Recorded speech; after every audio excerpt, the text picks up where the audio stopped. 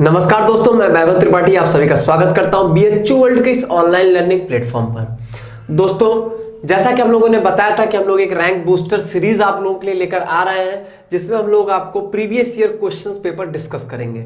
Discuss ही नहीं, सिर्फ solution ही नहीं, जबकि आपको डिटेल्ड एक्सप्लेनेशन देंगे और साथ ही साथ उसके इर्द गिर्द वाले कॉन्सेप्ट्स को भी आपको पढ़ा देंगे। ठीक है, तो उसी सिलसिले में आज मैं आपसे डिस्कस करूंगा बीएचयू बीएससी मैथ्स और बीएससी एजी 2019 का जो आपका पेपर है, उसमें जो आपका कोऑर्डिनेट, ज्योमेट्री, वेक्टर और 3D इतने का जो पोर्शन है वही मैं आपसे डिस्कस करूंगा। अलजेब्रा हो गया, आपका ट्रिग्नोमेट्री हो गई, कैलकुलस हो गई, ये इतने सारे पोर्शंस होते हैं। ये सब भी पोर्शंस आपको वीडियोस के फॉर्म में मिल चुके होंगे या मिल जाएंगे, और ये सब आपको अलग मेंटर सॉल्व कराएंगे। मैं सिर्फ आपको कोऑर्डिनेट, ज्योमेट्री, वेक्टर, 3D का ही पोर्शन सॉल्व कराऊंगा। ठीक है, तो मैं अगर बात करूं 2000, और हाँ, एक खास बात, आप पेपर स्टार्ट करने से पहले एक चीज करिएगा कि आपको डिस्क्रिप्शन बॉक्स में पेपर का लिंक मिल जाएगा। उसको लिंक को खोलकर आप पेपर को डाउनलोड कर सकते हैं। और जो क्या होगा कि मैं बोलूंगा कि क्वेश्चन नंबर 114 देखिए, 115 देखिए, तो आप 114 और 115 जो है उसी पेपर में देखेंगे। अन्यथा अगर आपका सेट दूसरा, मेरा सेट दूसरा, तो आपको दिक्कत हो जाएगी। ठीक है, तो पेपर आप यही फॉलो करिए। और अगली एक बात यह है आपके लिए कि बीएससी मैथ्स में आपका जो टोटल 14, शायद 14 या 15 क्वेश्चंस जो है वो आपके कोऑर्डिनेट, ज्योमेट्री, वेक्टर, 3D से आए थे। मैं आपको बता दूं, कोऑर्डिनेट, ज्योमेट्री, वेक्टर, 3D आपका मैथ्स का इजी वाला पोर्शन होता है। आप इसमें क्या होता है, पढ़ना बहुत होता है, आर्टिकल्स बहुत ज्यादा होते हैं, पढ़ना बहुत होता है। लेकिन अब अगर आपने सारे आर्टिकल्स को पढ़ लिया और सब आर्टिकल्स पे एक एक दो दो क्वेश्चंस लगाए हैं, तो निश्चित तौर पे किसी न किसी एक आर्टिकल से ही आपका डायरेक्ट क्वेश्चन उठ के आता है, और वो क्वेश्चन लगे लगाए होते हैं। थोड़ा बहुत आप हाथ पैर मारेंगे, आपसे क्वेश्चन हो जाएगा। ठीक है, तो इन कोऑर्डिनेट, ज्योमेट्री, वेक्टर, 3D के क्वेश्चंस आप छोड़ नहीं सकते। ये छोड़ देंगे फिर आप सॉल्व क्या करेंगे, क्योंकि कैलकुलस में इंटीग्रेशन आपसे होंगे भी नहीं, क्योंकि वो सब बड़े बड़े टिफका आते हैं, लंबे लंबे देता है। अलजेब्रा में कभी कभी आपको उधर आपका सीक्वेंस सीरीज का टफ क्वेश्चन दे देता है, बायनोमियल का टफ दे देता है, नहीं हो पाएगा आपसे, दिक्कत होती है, फंस जाता है। क्योंकि हमारे पास टाइम की कमी होती है, हमें 2.5 घंटे में सब कुछ करना है। ठीक है, मैथ ही नहीं करना होता सिर्फ। ठीक है, तो इसलिए तो यही सब बातें थी। और आपका बीएससी एजिम तो नेग्लिजिबल आया था, आता तो वैसे 4 से 5 क्वेश्चन दे देता है, लेकिन 2019 में सिर्फ आपके 2 क्वेश्चन आए हैं। तो मैंने सोचा कि इसको मैं इसी के साथ मर्ज कर दूं, और कोशिश करूंगा एक ही वीडियो में हो जाए। नहीं हो पाएगा तो आपको इसका सेकंड पार्ट मिल जाएगा। ठीक है, कोशिश करूंगा। अभी मैं स्टार्ट कर रहा हूं, मुझे भी नहीं पता कि इसका एक पार्ट बनाऊंगा कि 2, वो तो शूट होने के बाद ही पता चल पाएगा। तो चलिए स्टार्ट करते हैं हम लोग अपना पेपर का डिस्कशन। सबसे पहला जो हमारा क्वेश्चन रहेगा, मैं अभी बीएससी मैथ से स्टार्ट कर रहा हूं। ठीक है, बीएससी मैथ के पेपर से सबसे पहला मेरा क्वेश्चन नंबर 103 क्या कह रहा है। क्वेश्चन हमारा कह रहा है कि आपको क्या निकालना है, एरिया ऑफ ट्रायंगल निकालना है, जो कि किस लाइंस के द्वारा बना हुआ है। Area of triangle formed by the lines x² plus 4xy plus y square is equal to 0 and x plus y is equal to 1। कह रहा है कि इन दोनों, मतलब इन लाइंस के थ्रू एक ट्रायंगल बना हुआ है, उसको आपको एरिया निकालना है। सबसे पहली चीज आपको बेसिक ये पता होनी चाहिए कि एरिया ऑफ ट्रायंगल आप निकाल कब सकते हो। आपको ये ट्रायंगल दिया गया है, आप इसका एरिया कैसे निकाल पाओगे। आप कहोगे सर, अगर मुझे मान लीजिए आपने पढ़ा होगा, ये मैं मानूंगा कि आपने पढ़ा होगा कि अगर आपको ट्रायंगल के वर्टिसेस पता है तब आप निकाल सकते हो। अगर आपके ट्रायंगल के वर्टिसेस मान लीजिए आपको पता है x1 y1, आपको ये पता है x2 y2,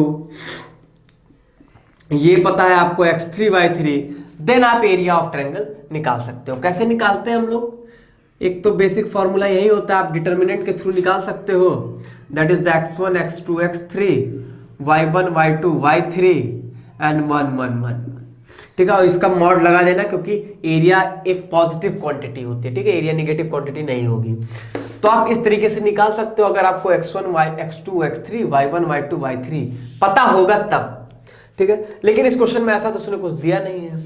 अच्छा, मैं यहाँ आपको एक और चीज बताता हूँ। आप ये जो एरिया है वो थोड़ा और आसान तरीके से भी निकाल सकते हैं, वो इसी का एक्सपेंशन है। ठीक है, लेकिन थोड़ा याद करना उसको और आसान हो जाएगा आपके लिए। देखिए कैसे बताता हूँ। पहले तो एक हाफ लगा दीजिए, ठीक है। फिर अंदर आपको डिटर्मिनेंट ही लिखने हैं, खूब लिखने हैं। वो कैसे आप लिखोगे, आप देखिए इस तरह लिखोगे x1 y1 x2 y2, ठीक है। फिर प्लस करोगे और जो नीचे लिखे हो यही इसी को आप ऊपर लिख दो x2 y2 और यहां पर क्या लिख दोगे x3 y3, ठीक है। अब अगर मान लीजिए ट्रायंगल है ये, अगर मान लीजिए ट्रायंगल है, 3 ही इसके वर्टिसेस हैं, तो 3 पे जाके खत्म होना होगा, तो यहां x3 y3 लिख के पहला वाला लिख दीजिए x1 y1, ठीक है। इससे आसानी हो जाती है, मैं बता रहा हूं आपको, क्वेश्चन में इससे आसानी मिलेगी, ठीक है। इस तरीके से आप कर सकते हो। इससे क्या होगा ना, अगर मान लीजिए आपको एरिया ऑफ क्वाड्रिलेटरल कह देता, 4 वर्टिसेस दे देता, तब भी आप ये फॉर्मूला लगा सकते हो। कुछ नहीं, बस आगे प्रोसीड कर दो। यहां पर 4 4 कर देते हैं और फिर ये मत करिए, बंद करिए। अब अगर मान लीजिए क्वाड्रिलेटरल है, 4 साइड से उसके, ठीक है, तो आप क्या लिख दोगे x4 y4 और फिर x1 y1, मतलब इंड में आपको x1 y1 नीचे लाना पड़ेगा। तो क्या किया मैंने, इसको लिखा, देन इसके नीचे इसका वाला लिखा, ठीक है। फिर जो नीचे लिखा इसको ऊपर ले गया, फिर ये इस तरह लिख दिया x3, फिर इसको उठा ले, थोड़ा सिमेट्री देखिए, पहचान जाएंगे। तो जो मन के आप वो इस्तेमाल करिए, कोई दिक्कत नहीं है। लेकिन कुल मिला के मुझे ये पता चल गया कि जब तक मेरे पास वर्टिसेस नहीं होंगी तब तक मैं नहीं निकाल पाऊंगा एरिया ऑफ ट्रायंगल। और वर्टिसेस निकालने का एक तरीका ये होगा, अगर ए बी सी आपको कोऑर्डिनेट चाहिए, इनके कोऑर्डिनेट चाहिए, तो उसके लिए आपको एक ये तरीका हो सकता है कि अगर आपको तीनों की इक्वेशन पता होती तो आप क्या करते, ये इक्वेशन सॉल्व करके इंटरसेक्शन पॉइंट ये आ जाता, ये सॉल्व करके ये आ जाता, ये सॉल्व करके ये आ जाता। लेकिन वो भी यहां पर नहीं दिया गया है। यहां पर इसने क्या किया है, एक तो लाइन की इक्वेशन दिया है इसने, मुझे ट्रायंगल बनाने के लिए कम से कम 3 लाइन चाहिए, एक लाइन की इक्वेशन दिया है, बाकी 2 कहां है वो आपको पहचानना पड़ेगा। बाकी 2 इसी के अंदर छिपी हुई हैं, आपको दिख भी रहा होगा थोड़ा थोड़ा, ठीक है। तो हमें क्या करना, सबसे पहले 2 लाइन की इक्वेशन निकालनी है, इसमें से 2 लाइन की इक्वेशन निकालिए। कैसे निकालते हैं हम लोग, ये क्या है, ये इक्वेशन ऑफ ए पेयर है, ठीक है, मतलब pair of equation of line है, ठीक है। मतलब कि क्या होगा कि 2 लाइंस को एक साथ एक ही इक्वेशन में लिखा गया है, ठीक है। तो वही चीज है आपका। तो इसको हम लोग कैसे अलग करते हैं, अलग करने के लिए क्या करना है आपको, अलग करने के लिए करना है, इसको पहले x में इक्वेशन बना लीजिए, ठीक है। क्या करेंगे, x में इक्वेशन बना लीजिए। क्या करेंगे, x² प्लस x बनाने का मतलब हो गया इस टाइप का बना लीजिए, ax² plus bx plus c, ठीक है। तो अगर मैं इस तरीके से बनाऊं तो लिख दो 2x और इधर लिख दो 2y, ठीक है। तो x² प्लस bx हो गया ये, ठीक है, bx, ये आपका पूरा b हो जाएगा 4y, ठीक है। और bx प्लस और c होता है, c की जगह पर y² ही समझ के आप चलिए, ठीक है। तो आप अगर इससे कंपेयर करते हैं तो यहां पर है a की वैल्यू 1 है, b की वैल्यू है 4y और c की वैल्यू है y²। आप श्रीधराचार्य मेथड से x की वैल्यू निकाल लीजिए। x की वैल्यू क्या आ जाएगी, प्लस माइनस b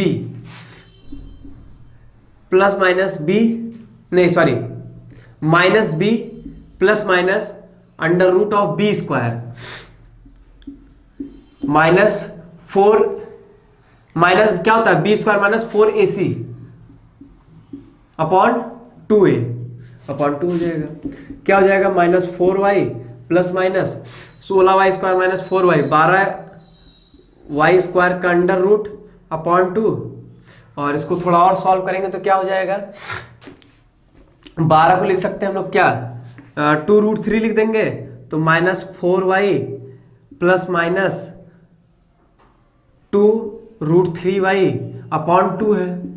अपॉन 2 को हम लोग ए भी तो लिख सकते हैं, देखिए क्या लिख देंगे, अपॉन 2 है तो इसको इस तरह लिख लीजिए, minus 2y plus minus √3y, ठीक है। और इज इक्वल टू ये किसके बराबर है, x के बराबर है।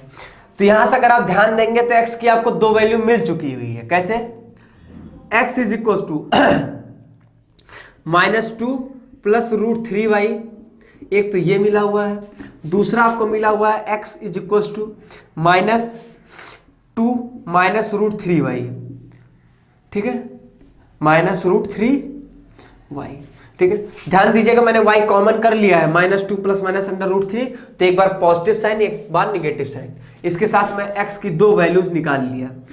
x की 2 वैल्यूज नहीं आई है ये आप ध्यान दोगे तो 2 इक्वेशन आपको मिल चुकी है, ध्यान दीजिए, आपको दो इक्वेशन मिल चुकी है, y is equal to m x type की है और y is equal to m x type की ये भी है इक्वेशन।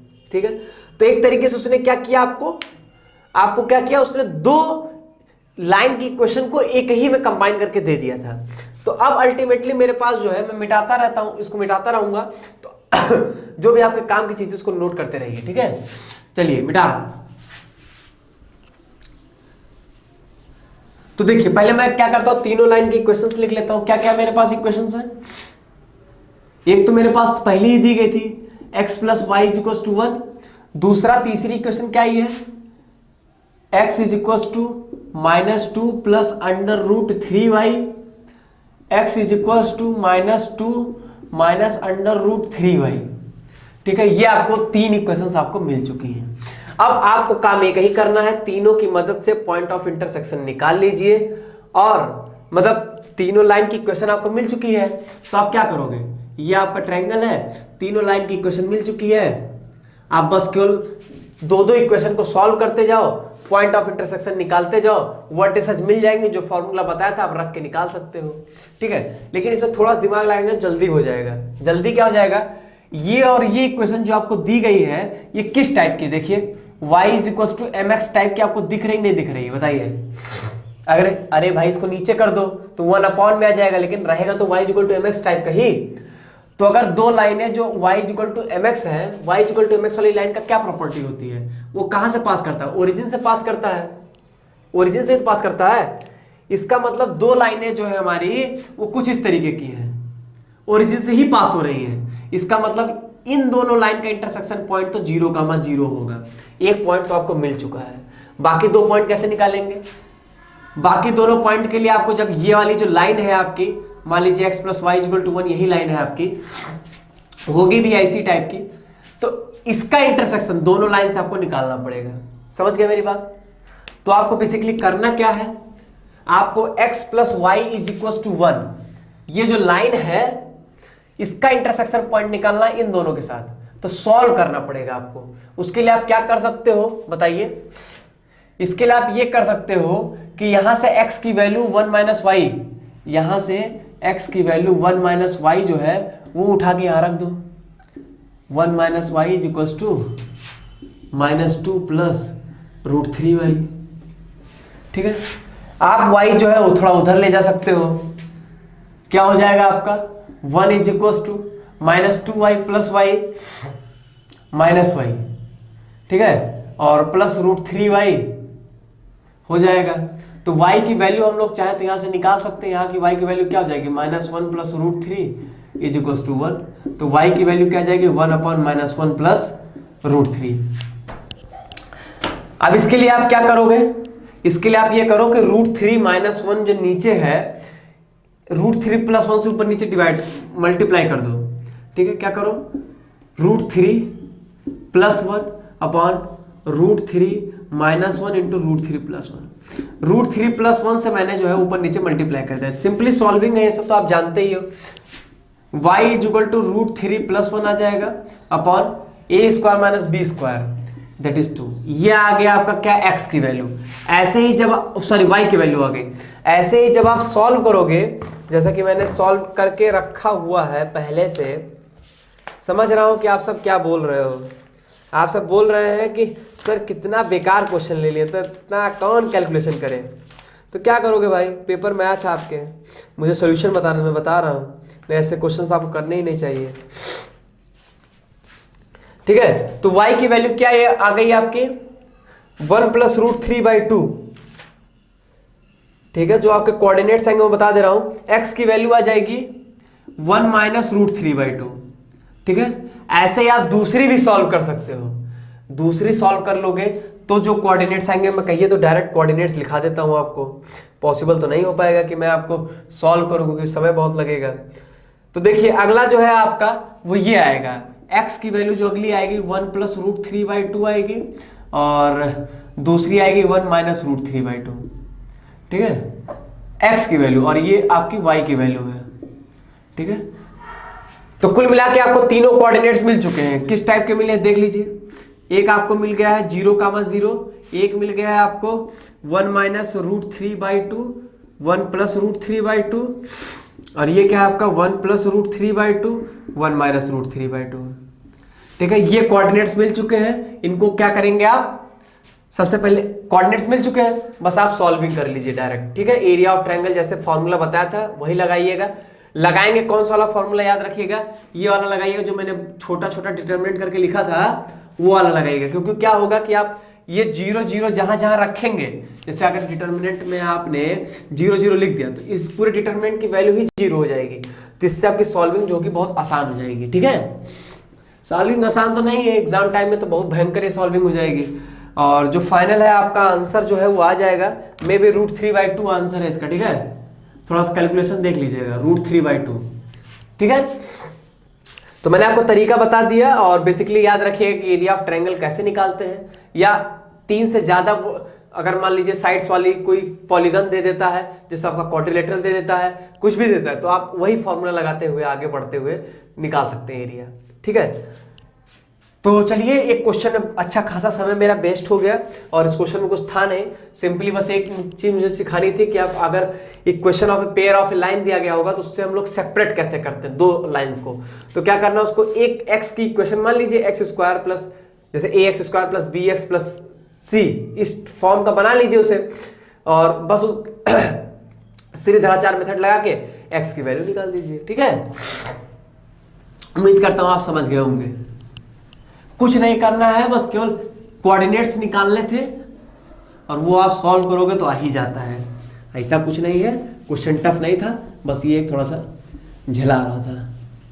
मैथ्स के सारे क्वेश्चंस आपको ऐसे ही लगभग मिल जाते हैं, इसीलिए होता है कि मैथ्स के पेपर में बहुत इंपॉर्टेंट है आप क्वेश्चंस का एलिमिनेशन कितना बढ़िया करते हो, तभी आप सक्सेस करोगे, नहीं तो फिर दिक्कत हो जाएगी आपके लिए।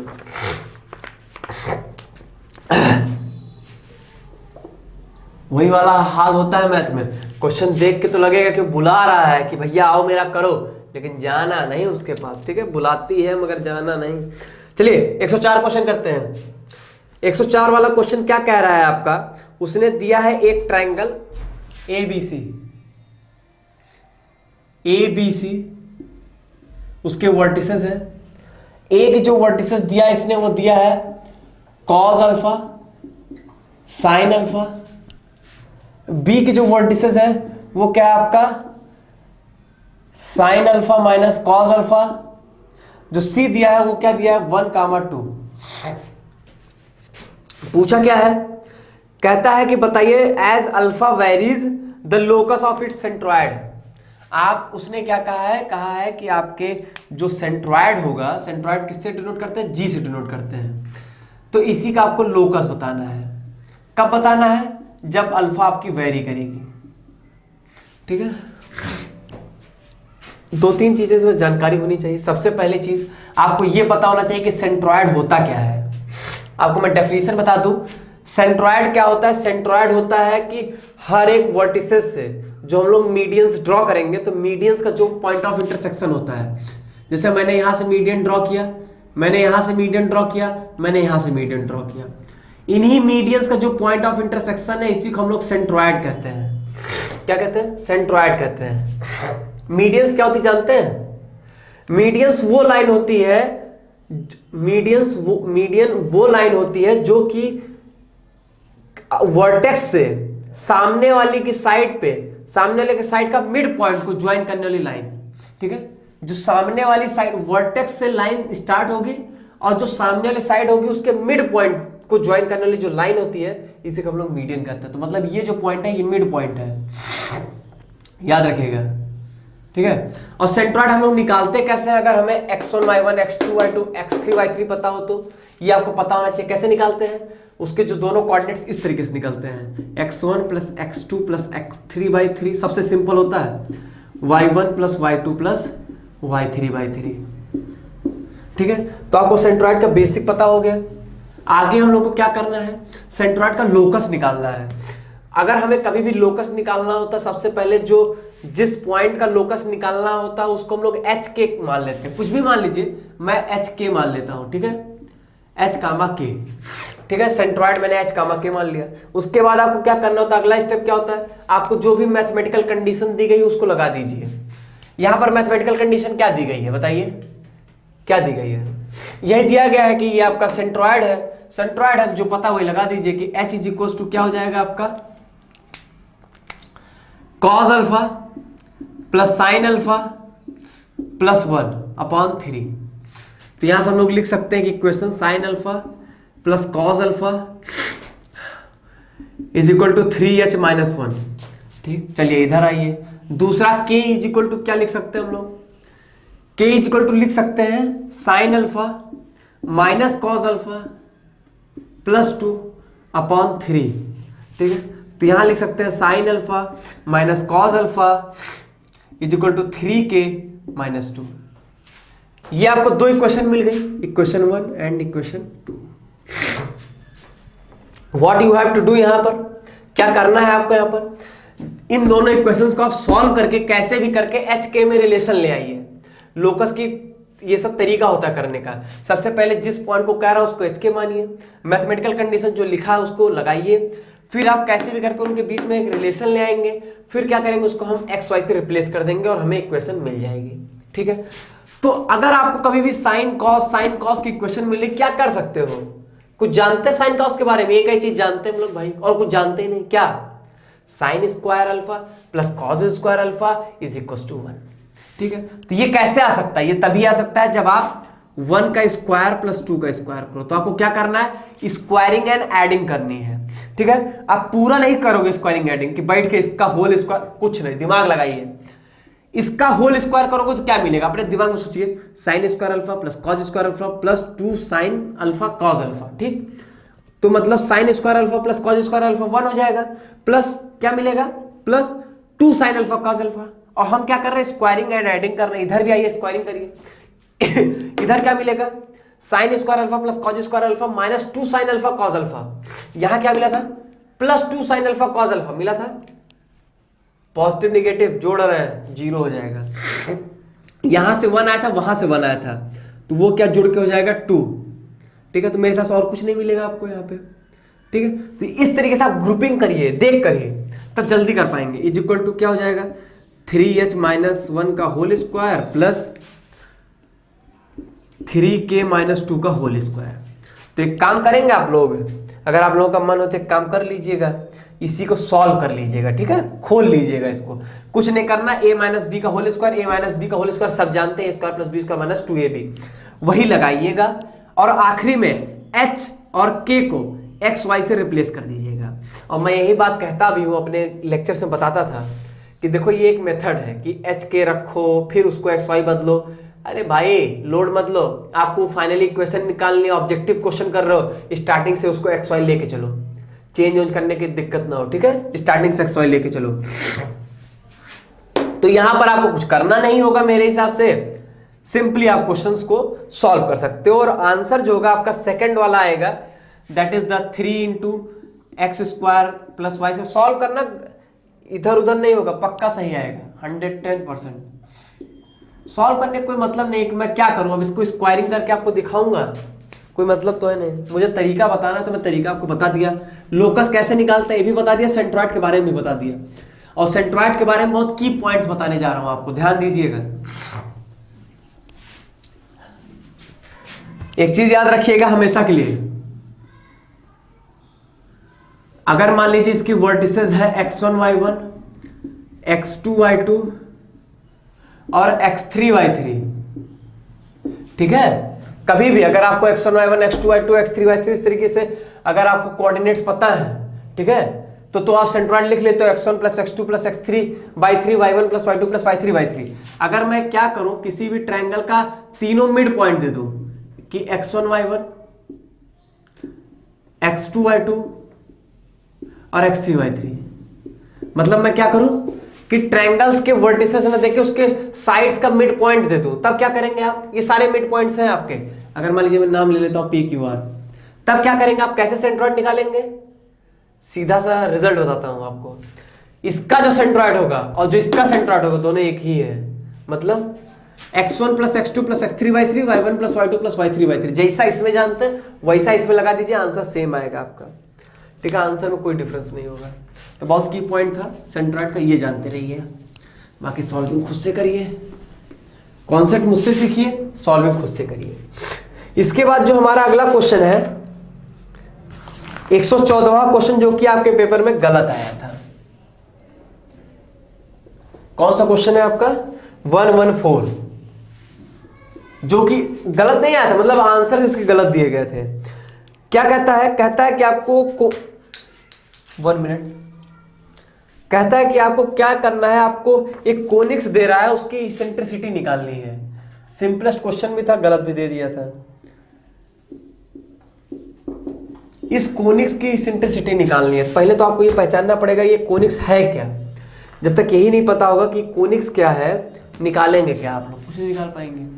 कोनिक्स को निकालने के लिए पहला कुछ तो स्टेप लगाइए। सबसे पहले 144 को इधर लेके आइए, तो मेरे हिसाब से ये हो जाएगा आपका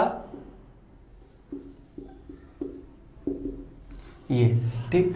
अब x square upon a square minus y square by b square is equal to 1, ये किसकी इक्वेशन होती है? X square upon a square minus y square by b square is equal to 1 किसकी इक्वेशन होती है बेटा? ये हाइपरबोला की इक्वेशन होती है। इतना आपको पता होना चाहिए, ठीक है। अब इतना पहचान ही लेंगे आप किसी भी तरीके से। अब बात आती है इसेंट्रिसिटी का फॉर्मूला क्या होगा। क्या पढ़े हुए हैं इसका फॉर्मूला बताइए। मैं लिख देता हूं। इसका इसेंट्रिसिटी का फॉर्मूला होता है आपका 1 plus b square upon a square. ये कब होगा ये भी ध्यान दीजिएगा, जब a square greater than b square होगा, ठीक है। ध्यान दीजिएगा, ए स्क्वायर मतलब 16 ग्रेटर देन 4 है तब ये वैलिड है, और e is equal to 1 plus a square by b square, ये हो जाएगा जब आपका b square greater than a square है। मतलब जो नीचे है अगर वो बड़ा होगा, जो बड़ा है वो नीचे होगा। आप इस तरीके से याद कर सकते हैं, क्या चीज? जो बड़ा है वो नीचे होगा, जो बड़ा है वो नीचे होगा, ठीक है। इस तरीके से याद रखिएगा। और एक बात जानते रहिएगा, हाइपरबोला के केस में eccentricity is always greater than 1, ठीक है। अब यहां पर आप फॉर्मूले में अप्लाई कर लीजिए तो आ जाएगा e is equal to under root of 1 plus, इसमें मत करिएगा, इसमें करिएगा भाई, जो सही है कंडीशन वही लगाइए ना। A square greater than b square है ना, इसलिए तो 1 प्लस बी स्क्वायर कितना है? 4 बटे 16, 16 प्लस 4 20, 20 बटे 16 अंडर रूट ऑफ 20 बटे 16, तो ये हो जाएगा मेरे हिसाब से कितना लिख दूं? 2 रूट 5 लिख दूं अपॉन 4 लिखूंगा तो 5 अंडर रूट 5 बाई 2 आ जाएगी इसेंट्रिसिटी। है तो है ही है, आप देख सकते हो ग्रेटर देन 1 है ये, तो हाइपरबोला ही का पूछा था। और आपको अंडर रूट 5 बाई 2 कहीं नहीं मिलेगा, पूरी ऑप्शन में, चारों ऑप्शन में से नहीं दिया गया है। ये क्वेश्चन के ऑप्शन जो है आपके गलत दिए गए थे, ठीक है। अच्छा, मैं आपको इसेंट्रिसिटी का थोड़ा सा कहानी बता दूं। चलिए, इस क्वेश्चन से क्या सीखे? कुछ नहीं सीखे, बस इसेंट्रिसिटी के बारे में सीख लेते हैं, तब भी कुछ काम दे देगा हमें। देखिए, सबसे पहली चीज आपको यह पता होना चाहिए कि आप इंपॉर्टेंट कोनिक्स कौन कौन सा पढ़ते हैं। एक सर्किल पढ़ते हैं, एक आप पढ़ते हैं पैराबोला, एक इलिप्स पढ़ते हैं। जानते हैं इलिप्स और हाइपरबोला एक दूसरे के भाई भाई हैं, बस ये एक दोनों एक दूसरे के एंटी हैं, ठीक है। भाई हैं लेकिन एंटी हैं, दिखेंगे एक जैसे लेकिन व्यवहार अलग है दोनों लोगों का, ठीक है। अभी दिखाता हूं इसेंट्रिसिटी में ही। सबसे पहली चीज बताओ तो जो E की वैल्यू होती है सर्किल के लिए 0 होती है, पैराबोला के लिए 1 होती है, इलिप्स के लिए लेस देन 1 होती है। आप कह सकते हो E की वैल्यू जो होती है वो 0 से बड़ी, 1 से कम, और हाइपरबोला केस में E ग्रेटर देन 1 होता है। पहले बहुत बेसिक चीजें पता होनी चाहिए, BSc AG वाले बच्चों के लिए ऐसे ही क्वेश्चन आएंगे आपके, ठीक है। इलिप्स के केस में इसेंट्रिसिटी का फॉर्मूला क्या होगा? अभी आप हाइपरबोला के केस में पढ़े हो ना, क्या पढ़े थे? 1 plus b square upon a square, अगर a square greater than b square है, और 1 plus a square by b square अगर आपका b square greater than a square है। पढ़े हो? ठीक है, कुछ मत करें। मैंने क्या कहा था? दोनों भाई है लेकिन एंटी है। भाई है मतलब इसेंट्रिसिटी फॉर्मूला सेम होगा लेकिन विथ नेगेटिव साइन। तो इलिप्स के केस में क्या इसेंट्रिसिटी फॉर्मूला हो जाएगा? 1 minus B square by a square, जब a square greater than b square होगा। और eccentricity formula 1 minus a square by b square, same तरीके से बी स्क्वायर जब ग्रेटर देन होगा ए स्क्वायर के, ठीक है। तो इस तरीके से जो है आप यहां पर क्वेश्चंस को कर सकते हैं, ठीक है। तो ये हो गया आपका इलिप्स की इसेंट्रिसिटी, ये हो गया आपका हाइपरबोला की इसेंट्रिसिटी। और बाकी पैराबोला सर्किल बता ही दिया। अच्छा, बात आती है इसेंट्रिसिटी। सर होती क्या है? इसेंट्रिसिटी क्या होती है कि आपका एक कोई पॉइंट होगा, मान लीजिए किसी एक के लिए मैं इलिप्स डिफाइन कर देता हूं। जैसे मान लीजिए पैराबोला के लिए मैं डिफाइन कर रहा हूं। पैराबोला के लिए इलिप्स हम लोग कैसे डिफाइन करते हैं वैसे सबका करेंगे, ठीक है। क्या होगा, कोई एक पॉइंट होगा, उस पॉइंट की एक फिक्स्ड पॉइंट से, ये जो पॉइंट होगा एक मूविंग पॉइंट होगा, मान लेता हूं एक्स वाई इसका कोऑर्डिनेट है, ये कोई मूविंग पॉइंट होगा, इसका किसी एक फिक्स्ड पॉइंट से दूरी, एक फिक्स्ड पॉइंट एस मान लीजिए आप, ठीक है, एक फिक्स्ड पॉइंट से और एक फिक्स्ड लाइन से, फिक्स्ड लाइन से जो होगा वो परपेंडिकुलर डिस्टेंस होगी, ठीक है। मान लीजिए पीएम ले लेता हूं, तो ये जो आपका पीएस अपॉन पीएम है यही सेंट्रिसिटी होती है। यही इज इक्वल टू 1 हो जाता है तो पैराबोला, यही लेस देन 1 हो जाता है तो इलिप्स, यही ग्रेटर देन 1 हो जाता है तो हाइपरबोला। क्या कहा मैंने? कोई एक मूविंग पॉइंट, उसकी फिक्स्ड पॉइंट से जो डिस्टेंस है और जो एक उसकी डिस्टेंस जो फिक्स्ड लाइन से है, परपेंडिकुलर डिस्टेंस, उसका जो रेशियो है वही सेंट्रिसिटी है। क्या लिखा मैंने? PS upon PM is equal to e. Moving point का फिक्स्ड पॉइंट और फिक्स्ड लाइन से जो डिस्टेंस का रेशियो है वही आपकी सेंट्रिसिटी है।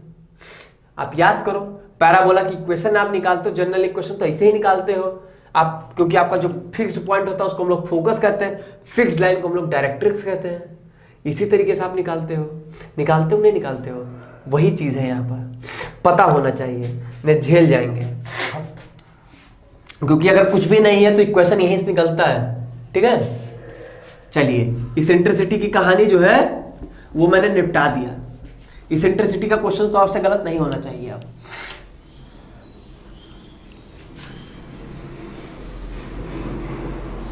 चलिए अगला क्वेश्चन 115, ठीक है। आपको निकालना है equation of parabola whose vertex is 2 1। क्या क्या दिया गया है? पैराबोला की इक्वेशन निकालनी है जिसमें वर्टेक्स दिया इन्होंने 2, 1 और डायरेक्ट्रिक्स की इक्वेशन दिया है x minus y plus 1 equal to 0। बहुत ध्यान दीजिएगा इस क्वेश्चन में। अगर पैराबोला के बेसिक टर्म्स नहीं आते हैं, what is axis, what is vertex, what is directrix, किसका कैसा रिलेशन होता है, अगर ये नहीं पता होगा ये क्वेश्चन आपसे नहीं होगा। क्वेश्चन आसान था लेकिन बहुत जरूरी है कि आपको बेसिक्स नॉलेज बहुत होनी चाहिए। डायरेक्ट्रिक्स की इक्वेशन दी गई है और पैराबोला की आपको इक्वेशन निकालनी है। क्या करेंगे आप? सबसे पहला और सबसे बेसिक स्टेप आपका यह होगा, आपको यह पता होना चाहिए कि जो पैराबोला की एक्सिस होती है वो डायरेक्ट्रिक्स के परपेंडिकुलर होती है और फोकस से पास करती है। क्या आप जानते हो? आप जानते हो, ये मान लीजिए आपकी एक डायरेक्ट्रिक्स है, मैं जनरल लाइन बना रहा हूं, इसको वाई एक्सिस एक्स एक्सिस मत समझिएगा, जनरल लाइन बना रहा हूं समझाने के लिए, ठीक है। और ये आपकी एक्सिस होगी, क्योंकि क्या होता है, आपकी डायरेक्ट्रिक्स और एक्सिस आपस में परपेंडिकुलर होते हैं। लिख लीजिए इसको, ये एक्सिस है, ये आपकी क्या है? डायरेक्ट्रिक्स है, ठीक है। अब होता क्या है? इन्हीं दोनों का जो पॉइंट ऑफ इंटरसेक्शन है ना, इससे ए दूरी पर, आप इससे अगर ए दूरी पर जाते हो, मान लीजिए आप कोई ए दूरी पर जा रहे हो, तो आपको जो पॉइंट मिलता है वो मतलब डायरेक्ट्रिक्स से, सुन लीजिए, डायरेक्ट्रिक्स से आप ए दूरी पर जब जाओगे तो जो आपको पॉइंट मिलेगा उसको हम लोग वर्टेक्स कहते हैं। और वहां से ए दूरी पर और आगे जाओगे तो आपको क्या मिलता है? फोकस मिलता है, ठीक है। सेम दूरी, अगर ए दूरी आप जा रहे हो डायरेक्ट्रिक्स से तो वर्टेक्स से ए दूरी पर जाओगे तो क्या आपको मिल जाएगा? फोकस। नहीं विश्वास हो रहा है ना? नहीं होगा। अच्छा ये बताइए, Y square equal to 4x के लिए तो हर एक टर्मिनोलॉजी आप जानते हैं ना। इस केस में आपका अगर मैं बनाऊं पैराबोला, ही कैसे बनेगा? ऐसे बनेगा, और इसमें आपका वाई एक्सिस एक्स एक्सिस है ये, ठीक है। आपकी डायरेक्ट्रिक्स कहीं यहां पर होगी, क्योंकि x is equal to minus से होती है ना डायरेक्ट्रिक्स।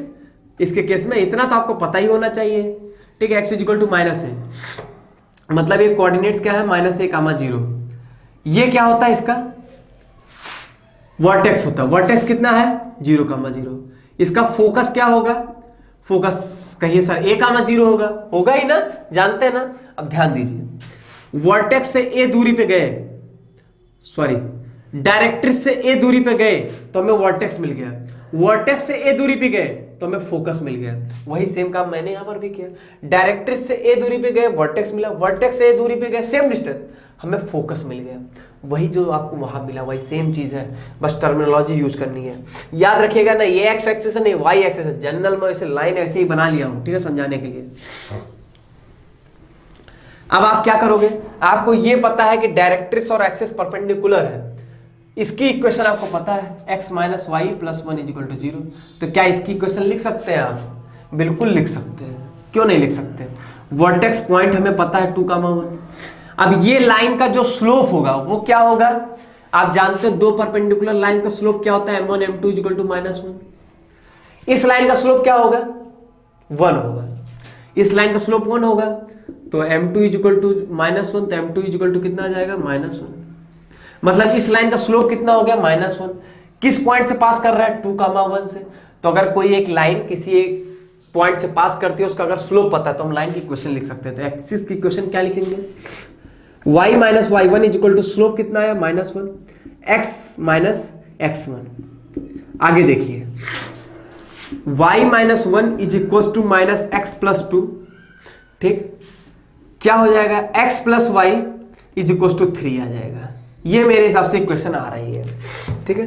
तो क्या किया मैंने? बस इतना सा दिमाग लगाया कि डायरेक्ट्रिक्स जो एक्सिस जो होती है वो डायरेक्ट्रिक्स के परपेंडिकुलर होती है, हमें इसकी इक्वेशन पता है, यहां से हम स्लोप निकाल सकते हैं। तो यहां से हम लोग यहां से भी मतलब यहां से इसका स्लोप निकाल सकते हैं। तो m1 m2 इक्वल टू -1 करके इसका स्लोप ले आए। एक स्लोप पता है और अगर पता है किस पॉइंट से पास कर रहा है तो इस लाइन की इक्वेशन ला सकते हैं, वही मैंने यहां पर ला दिया।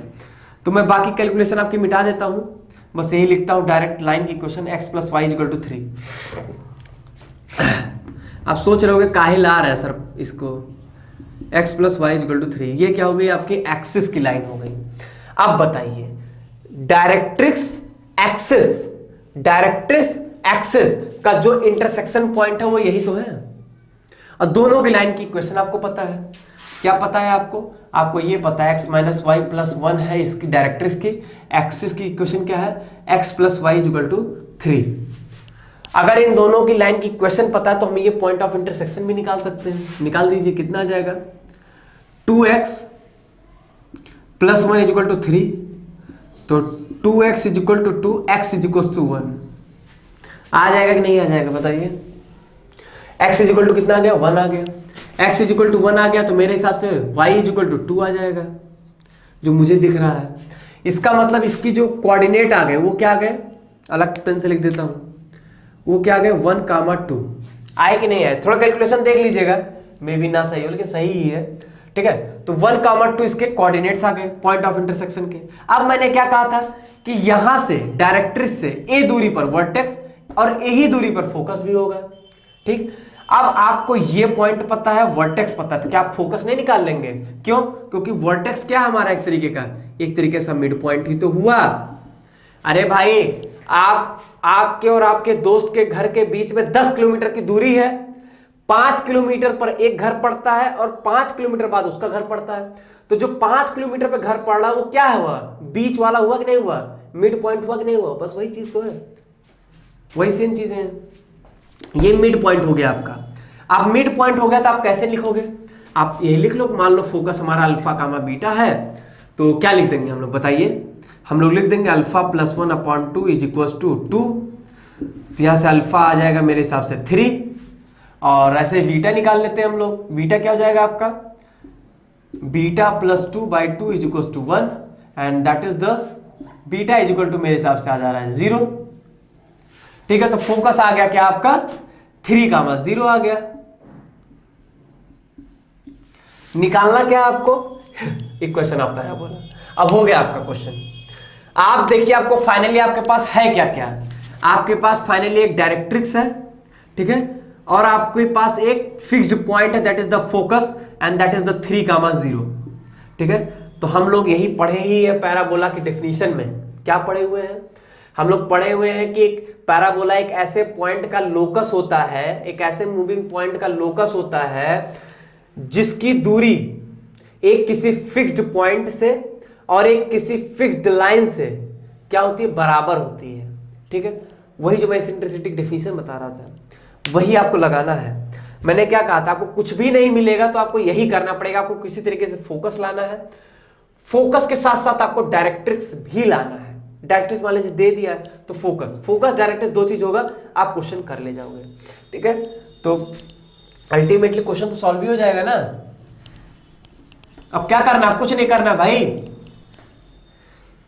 अब यही हाल है, आप समझ लीजिए कि आपको एक फिक्स्ड पॉइंट मिल गया 3,0, ठीक है, इसको एस मान लीजिए, और एक कोई लाइन दे दी गई है आपको, ठीक है, और एक कोई मूविंग पॉइंट पी ले लीजिए x, y, इसकी इससे डिस्टेंस और इससे परपेंडिकुलर डिस्टेंस दोनों बराबर कर दीजिए बस, और कुछ मत करिएगा, आंसर आ जाएगा। जैसे आप इसकी दूरी क्या हो जाएगी, देखिए x - 3 का whole square plus y square is equal to, इस लाइन की क्वेश्चन में एक्स वाई को सेटिस्फाई करिए पहले, x - y + 1 ही हो रहेगा अपॉन √2। बस अब इसी क्वेश्चन को थोड़ा सा सॉल्व कर लेंगे तो आपको आंसर मिल जाएगा, जो कि आंसर आपका आएगा 4th वाला। ठीक है, कुछ करिएगा मत, एक काम करिएगा शांति से, वो क्या करेंगे, दोनों साइड स्क्वायरिंग कर दीजिएगा। ठीक है, क्या करेंगे, दोनों साइड स्क्वायरिंग कर दीजिएगा, √2 को उधर ले जाके स्क्वायरिंग कर दीजिएगा। ठीक है, सॉल्व कर लेंगे, आ जाएगा आपका आंसर। एक बार मैं पॉइंट चेक कर लेता हूं जो मैंने सॉल्व किया है, क्या वही आया है कि नहीं आया है। फोकस सही आ जाए बस, हाँ 3,0 सही है, आ जाएगा। मैंने सॉल्व किया था आगे पूरा, आप इसी को सॉल्व करिएगा, आपका आंसर आ जाएगा। स्क्वायरिंग करके सॉल्व कर लीजिएगा। ठीक है, कोई दिक्कत की बात है तो बता दीजिए, कैसे बताएंगे, कैसे बताएंगे, बता ही नहीं पाएंगे, कमेंट बॉक्स में बताइएगा। ठीक है, देखेंगे फिर कोई उपाय हम लोग।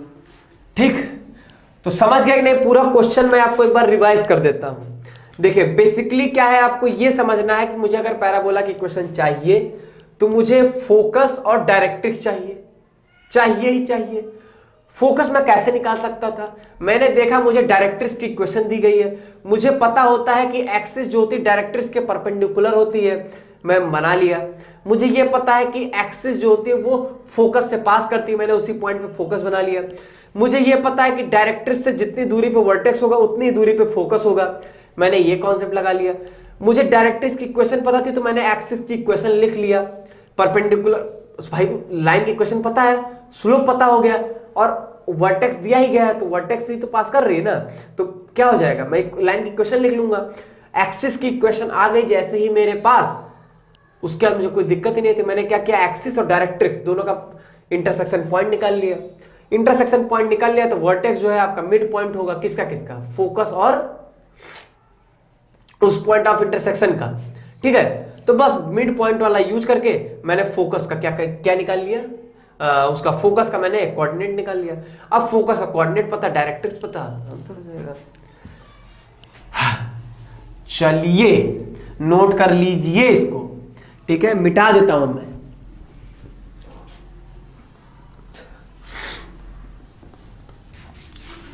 और नियर अबाउट आपके 45 मिनट जो है वो हो चुका होगा मेरे हिसाब से, जो मैं घड़ी देख रहा हूं, तो मुझे नहीं लगता 1 घंटे के ऊपर वीडियो को एक्सटेंड करते हैं। चलिए पहले क्वेश्चन करते हैं 1 घंटे तक, फिर सोचता हूं मैं क्या करना है। क्वेश्चन कराते हुए मैं सोचता रहूंगा। ठीक है, चलिए अगला क्वेश्चन क्या कहता है, बड़ा मजेदार क्वेश्चन है, बड़ी इससे मैं शॉर्ट ट्रिक्स भी आपको काफी कुछ बता ही दूंगा। वो देखिए क्या है, 116वां क्वेश्चन। अगर वर्टिसेज ऑफ ट्रायंगल जो है वो 6, 0, 0, 6 और 6, 6 है, then the distance between its circumcentre and centroid. क्या कहता है, कोई एक ट्रायंगल दे दिया इसने,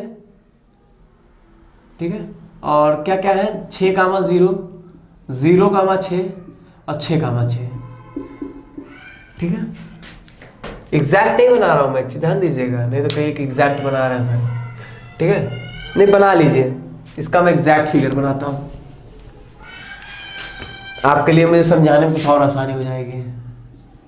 बताइए, अगर मुझे 0, 6 बनाना होगा, कहां बनाऊंगा, 0, 6 तो सर आप यहीं बना पाएंगे, और 6, 0 सर यहां कहीं बना दीजिए। ठीक है, और 6, 6 ऐसे बस कर लीजिए, इधर से इधर ले आइए, इधर से इधर ले आइए, तो ये क्या आ जाएगा आपका, 6, 6 आ जाएगा।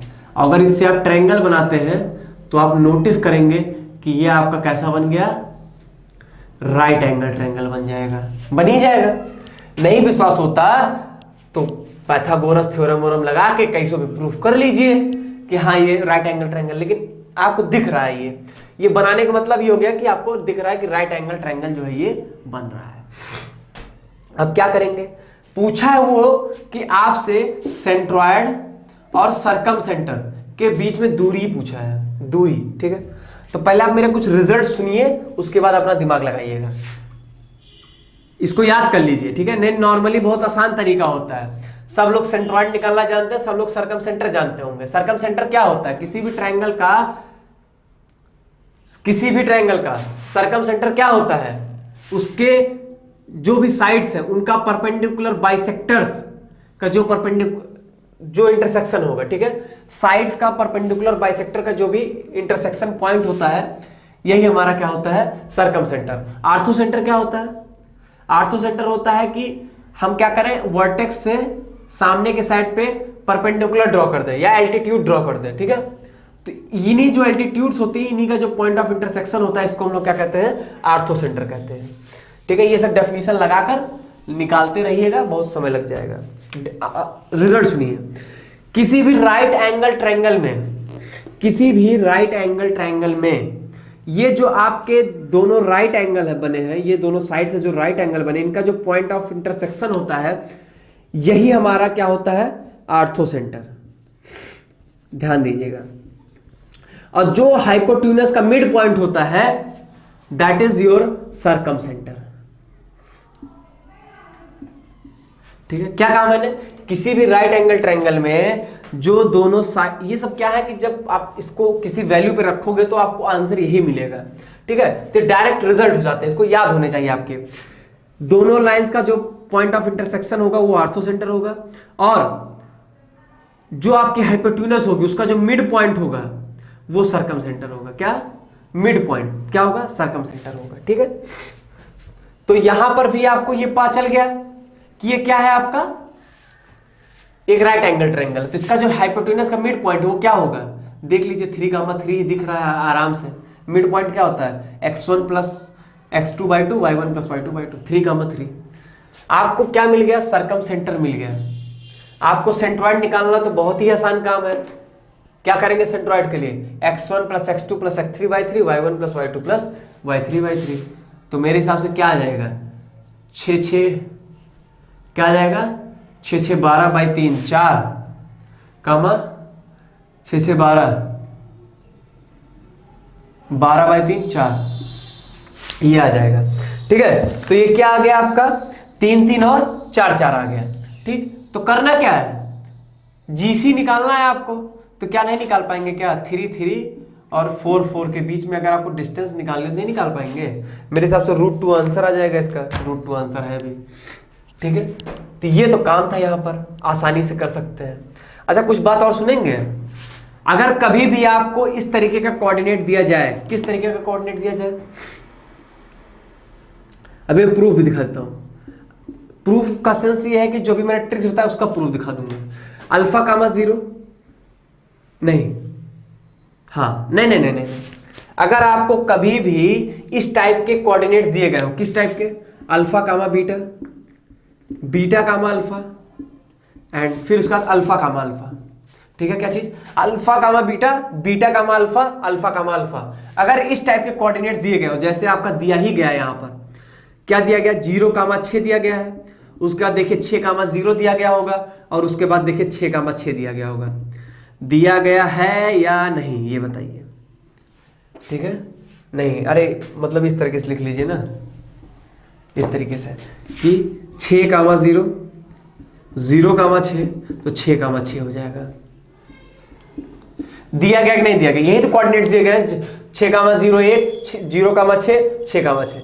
इस टाइप के कोऑर्डिनेट जब भी दिए जाते हैं, उस केस में जो आर्थो सेंटर होता है, आर्थो सेंटर नहीं पूछा लेकिन मैं बता दे रहा हूं एक्स्ट्रा के लिए, आर्थो सेंटर जो होता है वो आपका होता है अल्फा कामा अल्फा। क्या होता है, अल्फा कामा अल्फा, ठीक है। यही हो जाएगा। और अभी मैंने आपको ये भी बताया था कि राइट एंगल ट्रायंगल में ये जो दोनों साइड्स हैं, इन्हीं का पॉइंट ऑफ इंटरसेक्शन जो होता है वो आर्थो सेंटर होता है। देखिए वो भी 6 तो दोनों तरीके से 6 आया कि नहीं आया, बताइए। तो क्या हो गया आपका, एक तरीके से प्रूफ हो गई ये बात, ठीक, तो ortho centre, circum centre, centroid, ये सब बहुत इंपॉर्टेंट है, थोड़ा ध्यान दीजिएगा। जो इंपॉर्टेंट रिजल्ट्स हो सकते थे वो मैंने आपको बता दिया। हाँ, एक बात और बता देता हूं, उससे क्या आपको और अच्छा लगेगा। ओएनजीसी कंपनी का नाम सुने आप लोग? बस वही लिख रहा हूं मैं, O N नहीं लिखूंगा, बस OGC और 2:1। सेंट्रॉयड, आर्थो सेंटर और सर्कम सेंटर को 2:1 में इंटरनली डिवाइड करता है। किसमें? 2:1 में इंटरनली डिवाइड करता है। तो आप यहां पर सेक्शन फॉर्मूला को लगाते हुए, अगर आपको मान लीजिए सेंट्रॉयड ना पता हो, ठीक है, और आपको आर्थो सेंटर, सर्कम सेंटर पता हो, तो आप निकाल सकते हैं। कैसे? 2:1। आपको ये रिजल्ट पता है कि जो आपका सेंट्रॉयड होता है वो आर्थो सेंटर, सर्कम सेंटर को 2:1 में इंटरनली डिवाइड करता है। और याद रखिएगा, इसको मैंने कैसे याद कराया? ONGC से। ONGC कंपनी नाम सुने होंगे, oil natural gas corporation. N काट दीजिए, OGC लिख दीजिए, ऑर्डर याद रहेगा आपको 2:1 में, ठीक है। और एक बात और, क्या? वो क्या है? वो बात ये है कि अगर कभी भी इक्विलेटरल ट्रायंगल आपको मिल जाए, क्या मिल जाए? Equilateral triangle. इक्विलेटरल ट्रायंगल के केस में सर्कम सेंटर, आर्थो सेंटर, आपका क्या बच गया? सेंट्रॉयड, तीनों जो है एक ही पॉइंट पे लाई करते हैं, एक ही पॉइंट पर, ठीक है। In equilateral triangle GCO lies on same point. तो कभी भी आपसे पूछे कि इक्विलैटरल ट्रायंगल में सेंट्रॉयड और आर्थो सेंटर या सेंट्रॉयड सर्कम सेंटर, इनके बीच में कितनी दूरी है, आप कहोगे 0, कोई दूरी नहीं, क्योंकि सेम पॉइंट पे लाई करते हैं। इक्विलैटरल ट्रायंगल में आपको बता रहा हूं, एक तो ये तरीका होता है कि उसके सारे साइड्स इक्वल होते हैं, आप उस तरीके से पहचानोगे। दूसरा एक तरीका बताता हूं मैं, इसकी प्रोबेबिलिटी बहुत ज्यादा होती है कि अगर आपको ट्रायंगल के तीनों वर्टिसेस में कोई एक भी वर्टिसेस अगर √3 वाला मिल जाए, अगर किसी भी मतलब ट्रायंगल में तीनों साइड में अगर कोई एक भी कोऑर्डिनेट आपको अगर √3 वाला मिल जाए, आप क्या करोगे? √3 का एक भी कोऑर्डिनेट मिल जाए, आप क्या करोगे? समझ जाओगे कि ये आपका इक्विलैटरल ट्रायंगल है। √3 वाला मिल जाए, आप समझ जाओगे कि कैसा है आपका इक्विलैटरल वाला ट्रायंगल है, ठीक है। आगे बढ़ते हैं हम लोग।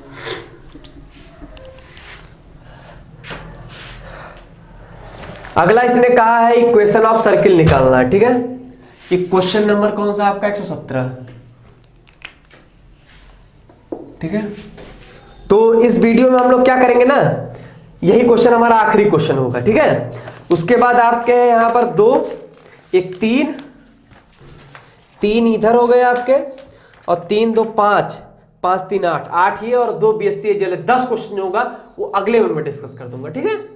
इस क्वेश्चन के बाद मैं इसमें बाइंड अप करता हूं, क्योंकि आपका लेक्चर भी लगभग 1 घंटे का होने वाला है, ठीक है। तो 117 में क्या कह रहा है? आपको निकालना है एक ऐसे सर्किल की इक्वेशन जो कि पास कर रहा है कहां से? 1, 0 और 0, 1, और एक कंडीशन और दिया है, स्मॉलेस्ट पॉसिबल रेडियस है इसकी। क्या है? Having the smallest possible radius, smallest possible radius है, ठीक है। स्मॉलेस्ट पॉसिबल रेडियस है, 2 कंडीशन दिया है। हम लोग बहुत ही बच्चों के तरीके से स्टार्ट करेंगे इस क्वेश्चन को। सबसे पहले हमें जो सर्किल की इक्वेशन पता है, जनरल इक्वेशन, वो यूज कर लेते हैं। x² + y² + 2gx + 2fy + c = 0। देखिए क्वेश्चन को पहले अप्रोच पकड़िए, क्या हम अप्रोच से करें इसको। आप सीधा देख सकते हैं, इसमें मैं और कुछ काम ही नहीं कर सकता हूं भाई। उसने जो दिया है मैं इससे क्या प्रेडिक्ट करके मैं क्या लिख दूंगा, कुछ नहीं कर सकता। मुझे चलना ऐसे ही पड़ेगा, ठीक है। आगे देखिए, दिया गया है कि इक्वेशन 1, 0 से सर्किल जो है 1, 0 से पास कर रहा है, तो सीधी सी बात है 1, 0 इसमें हम लोग सेटिस्फाई कर सकते हैं, तो हम लोग कर ही देंगे यहां पर, ठीक है। कर दीजिए, क्या हो जाएगा? 1 + 0 + 2g + c = 1, ठीक है। यहां पर हम लोग क्या लिख सकते हैं? यहां पर हम लोग c की वैल्यू लिख सकते हैं माइनस टाइम्स 1 + 2g लिख सकते हैं, कोई दिक्कत नहीं। ये 0 का 1 से भी पास कर रहा है, तो 0 + 1 plus 0 + 2f plus c = 0।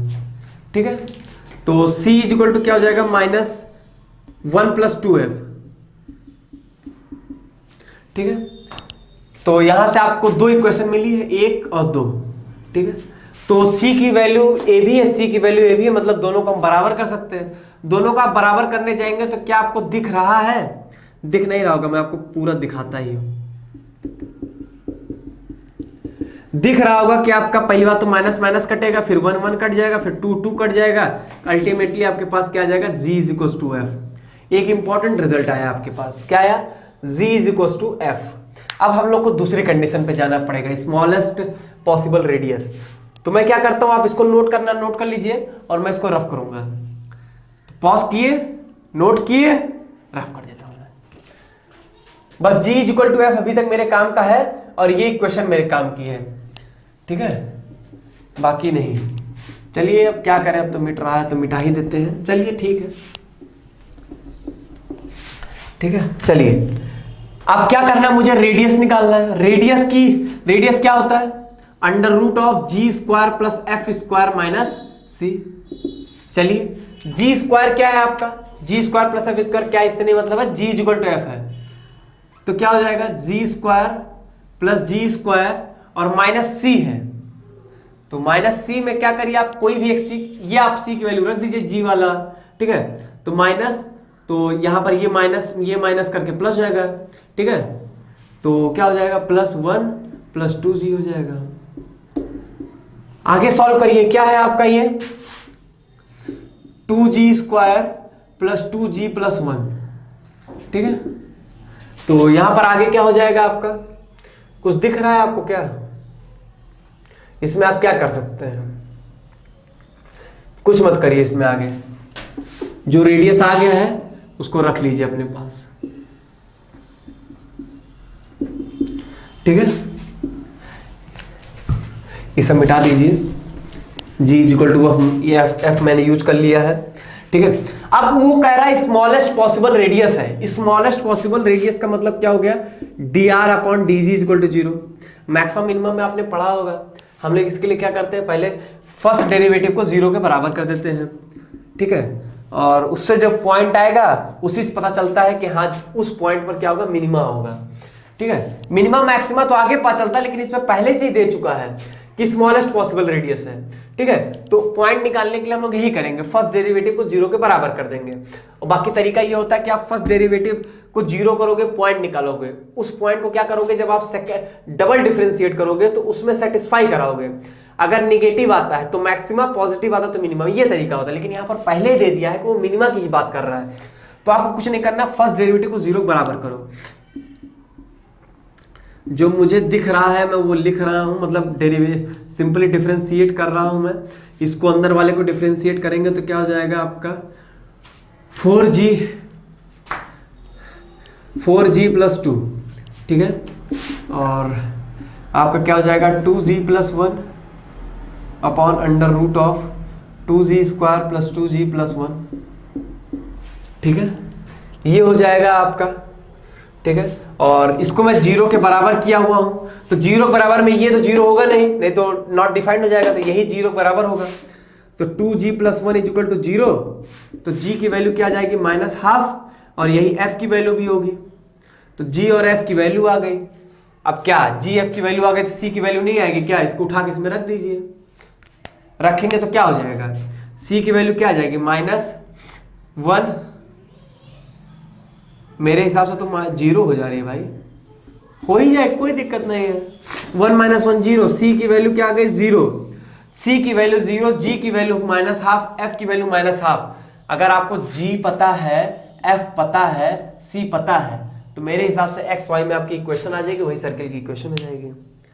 Question में कुछ नहीं किया मैंने, सिंपली जो जो दिया गया था वही मैंने सेटिस्फाई किया है।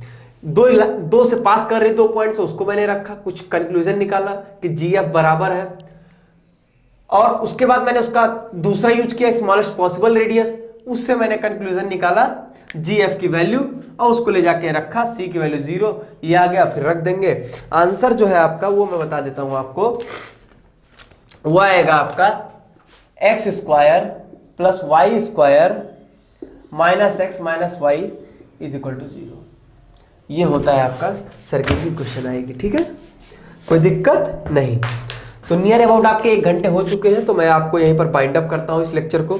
और जो मैंने कहा है कि अगले में आपको बाकी सारे क्वेश्चन डिस्कस कर दूंगा, तो बिल्कुल करूंगा, आपको इसके बाद वही वीडियो मिलेगी, ठीक है। तो हमारे साथ जुड़े रहे, इस रैंक बूस्टर सीरीज का फायदा उठाइए, जैसा लग रहा हो वैसा ही कमेंट सेक्शन में आप बताइए, लाइक करिए, वीडियो को शेयर करिए, चैनल को सब्सक्राइब करिए। इसी साथ मैं आपसे विदा लूंगा, अगले वीडियो में आपसे जरूर मिलूंगा। बहुत बहुत धन्यवाद।